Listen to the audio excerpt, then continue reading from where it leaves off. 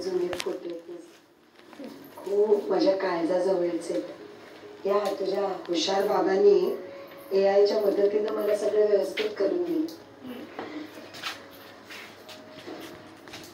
आई तुला खरंच कोणाचे आभार म्हणायचे आहेत ना तर ते AI चे म्हण।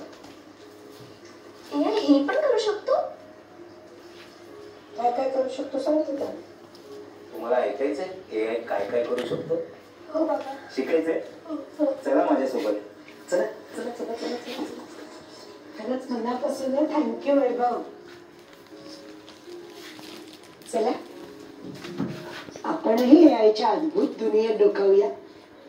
तुम्हालाही कळेल की AI कसं काम करतं, कसं शिकतं आणि भविष्यासाठी त्याचं महत्व काय आहे। चला तर मग चला मग आता आपण AI म्हणजे काय हे समजून घेण्यापासून सुरुवात करूया। ओके आता मला सांगा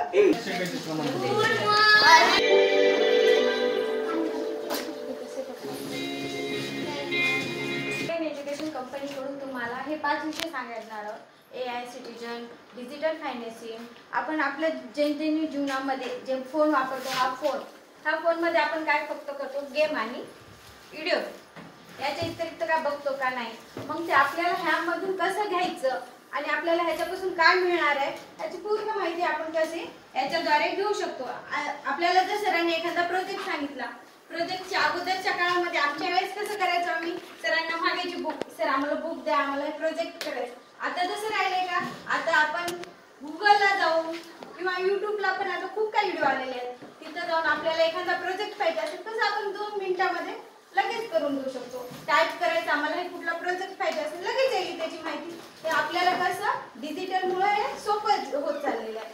फायनान्सिंग मध्ये आपल्याला बँक डिपॉझिट आपण करतो का? करणार, पण का करायचं? कारण की आपल्याला एक ध्येय ठेवायचं, ही वस्तू मला या पैशापासून ही वस्तू घ्यायची। मग त्याच्यासाठी मी काय करणार? पैसे जमा करणार कशात? पिंकी बँक मध्ये।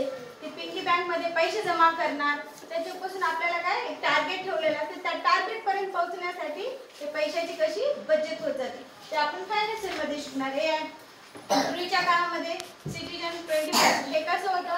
वेगळं होतं। आता काय आपण सगळं डिजिटल मार्फत झालेलं आहे। हे डिजिटल कसं आपल्याला मिळवायचं हे आपण याच्यामध्ये आज शिकणार आहोत। हे तुम्हाला व्हिडिओ दाखवणार, त्यानंतर मॅडम तुमची पोस्ट टेस्ट घेणार। बरोबर। युट्यूबवर शास्त्रीय प्रयोग आणि साधन आहे ते हुशारीने वापरायचं, त्यामुळे तुम्हाला निरोगी राहणे म्हणजे शरीराने मनाची काळजी घेणे। हो तर बघूत आपण व्हिडिओ काळजीपूर्वक बघा। ही आरोग्यासाठी तितकाच महत्वाचं आहे जितकं आरोग्यदायी खाणं। आता पर्यावरणाबद्दल बोलूया। तुम्हाला माहितीये आपल्याला त्याची काळजी का घ्यावी लागते? म्हणजे झाडे आणि प्राणी सुरक्षित राहतील म्हणून।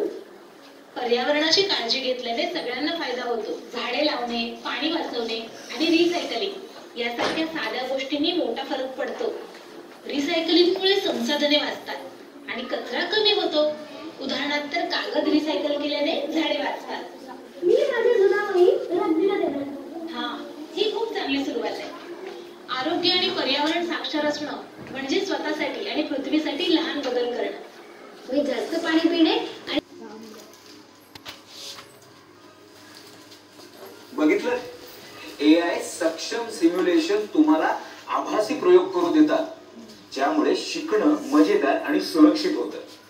हे विद्यार्थी मोठ्या शाळेमध्ये जाऊ शकत नाही अशा मुलांसाठी खूप उपयोगी आहे। हो, AI सर्वांसाठी दर्जेदार शिक्षण उपलब्ध करून देतो, मग ते कुठेही असले तरी, म्हणजे जगाच्या टोकाला कुठेही असले तरी बरं। हे खरंच अप्रतिम आहे। म्हणजे शिक्षण